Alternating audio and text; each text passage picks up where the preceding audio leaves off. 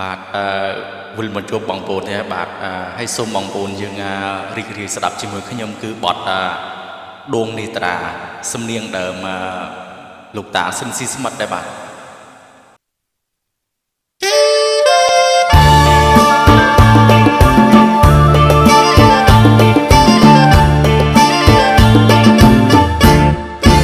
ដួងនេត្រាមានវាចាថានៅអាឡ័យ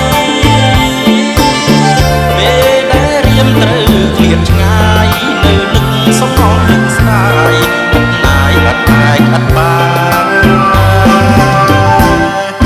ដួងនេត្រា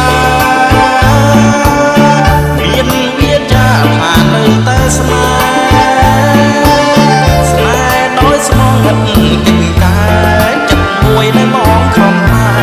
ទុកឲ្យតែអូនម្នាក់កែវភ្នែកដល់ស្រស់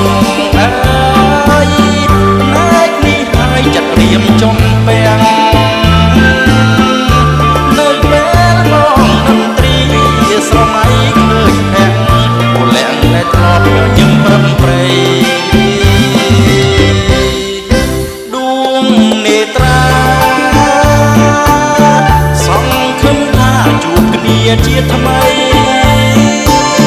ចិត្តរៀមនៅតែស្នេហ៍ស្រីស្នេហ៍ធំតូចគ្រប់ផែនដីគ្មានអ្វីមកបំបែកបា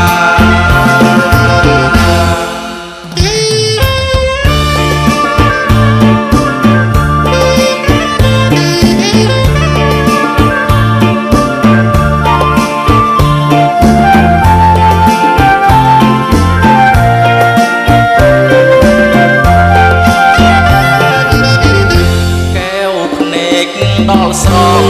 អើយផ្នែកនេះហើយចិត្តរៀមចំពាំងនៅពេលបងនឹងត្រី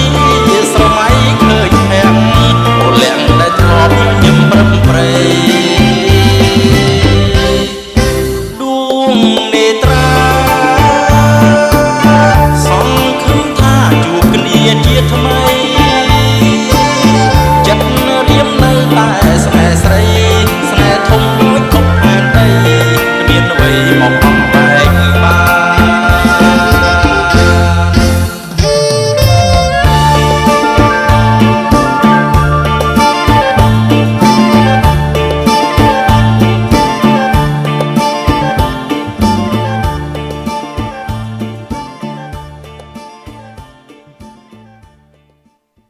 បាទសូមអរគុណបាទ